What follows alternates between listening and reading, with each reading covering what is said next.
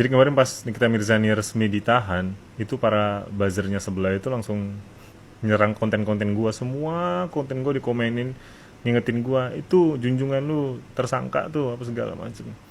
Gue tuh selalu bilang ya, gue tuh nggak mendukung personalnya, gue nggak mendukung subjeknya, gue mendukung tindakannya.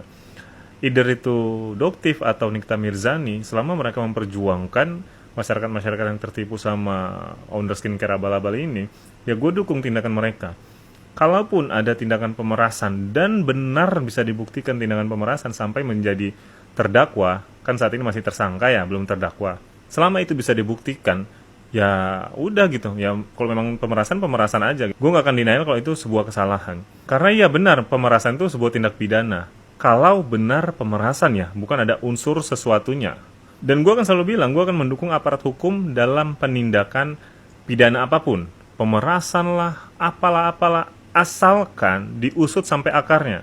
Ketika polisi mengusut pemerasannya, maka sebab akibat dari pemerasan itu harus kita usut juga. Apa sih kira-kira penyebab munculnya pemerasan itu? Kita biasa diperas itu kan, ya kalau kita nggak mau ngasih dan kita nggak ngerasa ada sesuatu yang perlu kita kasih, dan kalau kita ngerasa kalau nggak kita kasih itu kita nggak kenapa-napa, nggak usah kita kasih. Bener nggak?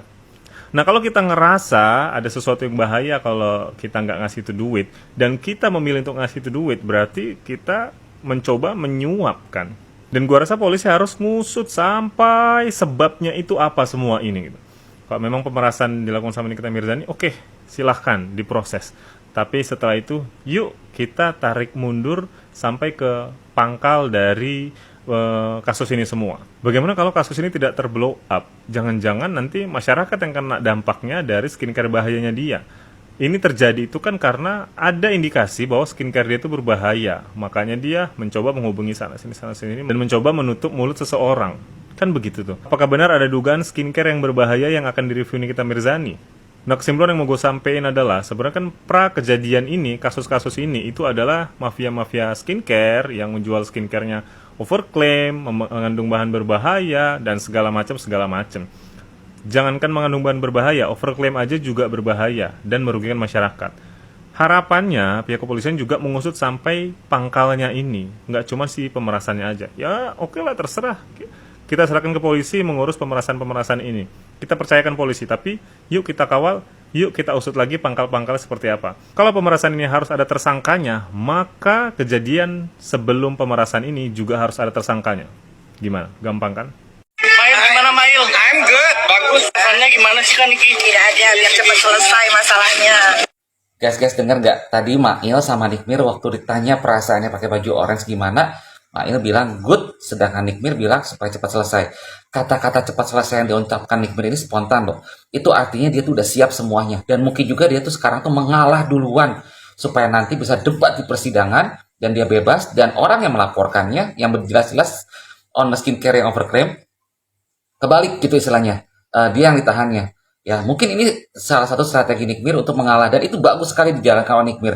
Dan Nikmir itu tidak seperti sebelum-sebelumnya dia teriak-teriak atau apa, tapi benar-benar kali ini dia tuh benar-benar rendah hati, benar-benar seperti itu sudah siap semuanya. Tapi ada yang aneh dengan kasus-kasus ini nih. Kenapa kok Polda cepat-cepat menetapkan tersangka dan menahan Nikmir, sedangkan para owner overclaim lainnya yang duluan dilaporkan itu malah masih berkeliaran bebas di luaran? Teman-teman aneh nggak di sananya? Ada apa ini? Ya kita sih nggak tahu ada apanya, cuman pesan saya untuk Polda, tolonglah berlaku adil. Tolonglah lihat mana yang salah dan mana yang benar. Jangan karena mungkin para owner skincare itu termasuk tergolong mafia skincare kayak gitu, membuat Polda lebih mendukung mereka dibanding orang yang menyurahkan kebenaran seperti Nikmir. Dan menurut gua pribadi nih, kalaupun seandainya Nikmir memeras owner yang memiliki skincare overclaim itu gue pribadi mah wajar, malah gue bilangin ke ownernya itu puas gitu, salah sendiri dia jual kosmetik jual skincare yang overclaim, bener nggak? Coba kalau dia nggak jual kan nggak mungkin ini semua terjadi, bener nggak? Kayak gitu puas. Nah, walaupun seandainya Nikmir terbukti memeras nih dan masuk penjara, kita tetap mendukung Nikmir karena Nikmir ini buat gue pribadi tuh wanita Robin Hood loh. Teman-teman tahu nggak cerita Robin Hood? Robin Hood itu seseorang perampok dan hasil rampokan itu dibagiin ke rakyat miskin. Demikian juga Nikmir nih. Mungkin dia memeras supaya si owner skincare-nya itu berhenti tidak menjual produk overclaim. Dengan kata lain, untuk menyelamatkan semua masyarakat dari skincare yang overclaim.